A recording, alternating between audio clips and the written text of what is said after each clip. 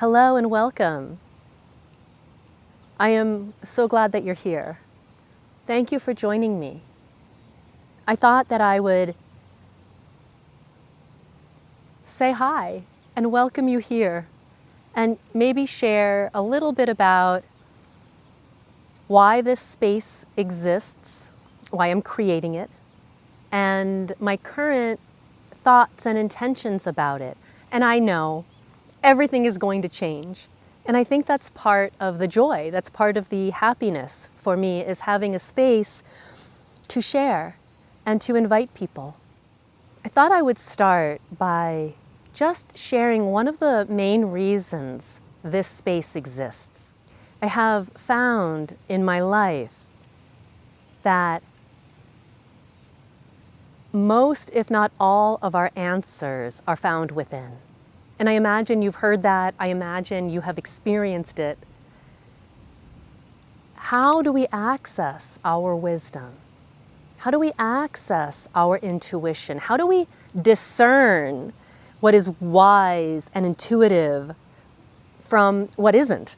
What is just nonsense, noise, or not appropriate for us? I have lived my life very externally focused. What do I need to do? What do I need to have? How do things happen? Looking toward and to other people and sources outside of myself as voices of expert, voices of authority. And I have found that that has created a lot of confusion, a lot of chaos, a lot of disruption in my life. And that isn't to blame other people or to make anything wrong. I began my contemplative journey a few years ago now. It's what led me to these practices of Tai Chi and Qigong. And I find the practice of moving in meditation to be a contemplative practice. I began my Qigong journey when I began my spiritual journey. A number of years ago, I was really sick, physically, emotionally, and spiritually. I had chronic pain, I had chronic disease conditions in my body. I had had surgery after surgery, and I was just really in a spot. And having been a traditional physical therapist, none of what I was doing, none of what I knew seemed to really be helping, comforting, or healing. And what I didn't know at the time, but what I quickly discovered, is that I was really burnt out, that I had turned off all awareness of a spiritual life. And reigniting my spirit has reignited my life, has brought me back to life. It's healing my body, it's healing my mind, it's healing my emotions. And it really began for me by getting quiet. And one of the ways that I get quiet is to move in meditation. Moving in meditation for me means a number of things. And I think primarily it means doing all that I can to cultivate, maintain, and restore equanimity. And I don't mean to sound highfalutin. This is not better than. It is just what I found is my mind was really turbulent. It was anxious, it was worrisome, it was really on high alert, it was extremely reactive, and it was very externally focused. It was as if I had come unmoored from my center. The instant I began my spiritual journey, I began to hear my intuition whispering, Tai Chi, Tai Chi. And I found a class, and I got myself up off the floor and into the room where I began to stand. And we began to shift our weight, and we began to breathe and move and just talk a little. I began to receive a little bit of guidance. And I found that as we would stand or we would move, my mind would become highly active. My body would become responsive. I might start to sweat. My breath might become shallow. I might start to breathe rapidly. My mind would start to wander and plan and judge and opine. But my body might sweat. It might get really overheated. I might get so uncomfortable. I might judge the way I was doing a movement. I might judge the way the teacher was sharing. I might judge, why are we doing this again and again? But I held tight to what we were doing and how we were doing it. And as my mind whirled, my body swirled, and my breath deepened, I began to move in meditation. I began to feel as though I was away from it. I was experiencing it, but I was also not necessarily in it. I wasn't necessarily of it. I had a bit of distance. And what it felt to me, and what it still feels like to me, is that I moved kind of a step back and I began to observe what was happening. I was observing me, and that's the biggest change. I started to observe, what happens here? And what is she doing, and what is real and true, and what is just a bunch of nonsense or habituated reactions or patterns? How do I choose to be versus how I'm just automatically? And it's not to make anything right or wrong, it just created this beautiful space. And I like to think about my life as a life lived moving in meditation. And I fail all the time, but that's okay, because these practices return and restore me to me. And that is what I want to share and invite everyone into. How do you find your practices? What are your practices? Maybe you'll share them with us. Maybe you'll take some of what I share and expand on it. I find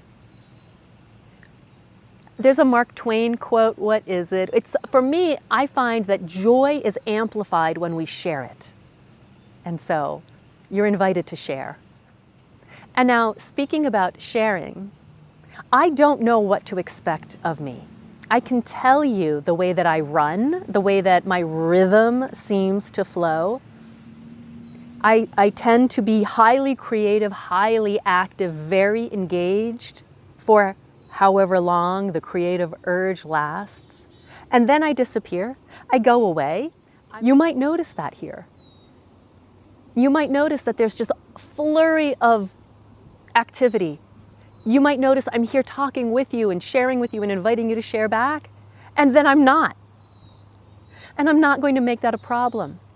We're all different, and I study our human design. That's what the gene keys are. They show me the journey that my soul is here to take in this incarnation.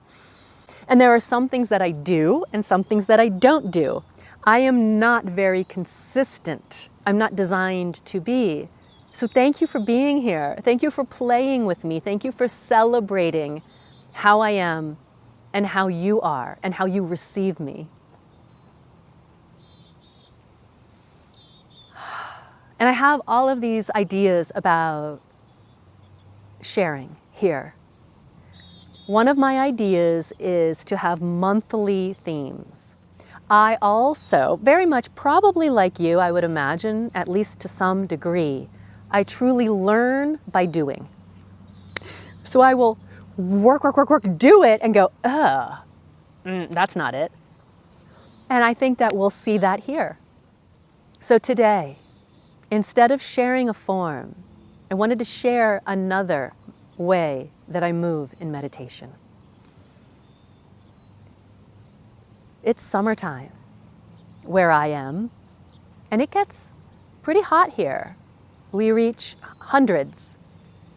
And I'm sensitive to the heat. I'm incredibly sensitive to the sun. And so I hide. I hide away from the sun whenever I can, especially in the summer. And many years ago, one of my friends invited me, I think it was July like it is now, meet me in the park, let's go lay under some trees. It sounded terrible to me. It is, do you know how hot it is? I don't want to go outside. What are you talking about? Go to a park? Sit under trees? Well, I went and I've never stopped going. May and I set our blankets out underneath the trees, and I laid down and could not believe how comfortable I was. But now one of my practices, one of the ways that I contemplate, is to come out and lay under the trees. Contemplation is really the art of becoming still and open and receptive. For me, the art of contemplation is just really creating a space for grace. It's a space for things to arise, things that don't make a lot of sense necessarily. I'm not really after anything. I'm not up to anything. There is no purpose. When we relax and we think about nothing in particular, our old ways of thinking fade away. They fade into the background, leaving behind the complexities of my life and sitting or lying under the trees, especially in nature, where our mind will have a soft focus. I'm not focused on accomplishing anything, doing anything, fixing anything. I can't see the dishes that might need to be done. I can't see the computer screen that's wanting to distract me. There is no television anywhere close by. I am here with me and the trees and the bees and sweet little Stella. And I find that being quiet, even moving in a quiet way, creates this quiet stillness inside for the truth to arise, truths that I might not want to hear. That's one of the reasons that I find myself in nature so frequently. I don't know, I feel very held. I feel very safe here with trees that have lived for hundreds of years. They've seen things. They're rooted and grounded and stable. And nature moves at its own pace, and so do we. And just looking at the imperfections that are actually perfect, it just helps to create this softness and gentleness within me. And I sometimes have a practice. Today, my practice is going to be, and I'll record a meditation. I actually have one. I'll share it. But I am going to lie down in just a moment when I say goodbye to you. And I'm going to let my body just really relax and melt into this earth. And I'm going to deepen my breath. I'm going to expand my lungs and my rib cage and my diaphragm. I'm going to let myself grow big and soft and buoyant.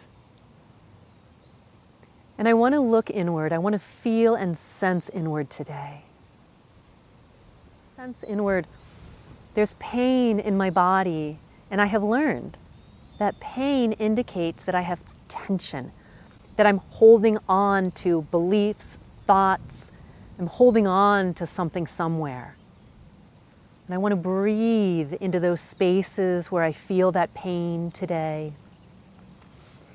Not for the purpose of releasing the pain. I want to hear what the pain has to share. I want to honor the information my body is gifting to me. And something about being in this breeze with these trees and this gently swaying grass feels very comforting, very inviting, and very much like I'm moving into stillness. Thank you for being here. I will ask you what you would like, what you don't like, and I would like to invite you to share with me. Share with me if you like something or if you maybe didn't like something, and we'll just see how this expands and evolves. Thank you.